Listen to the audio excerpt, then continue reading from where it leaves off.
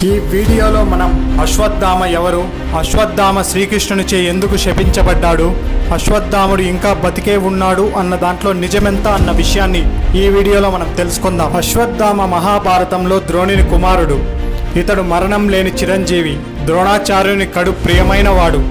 కురుక్షేత్ర సంగ్రామం చివరిలో కౌరవుల పక్షాన మిగిలిన ముగ్గురిలో ఒకడు.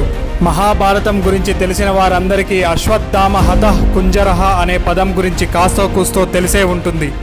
పాండవులు కౌరవుల మధ్య జరుగుతున్న భీకర యుద్ధంలో ద్రోణాచార్యుని అడ్డగించడం కోసం అశ్వత్థామ హతః అని ధర్మరాజు గట్టిగా అంటాడు. ఆ తరువాత కుంజరః అని పలికే సమయంలో బేరీలు మోగిస్తాడు. జగన్నాథుడైన శ్రీకృష్ణ భగవానుడు ఇదంతా చేయిస్తాడు. వాస్తవానికి యుద్ధంలో చనిపోయింది అశ్వత్థాముడు కాదు, అశ్వత్థామ అనే పేరు కలిగిన ఓ ఏనుగు.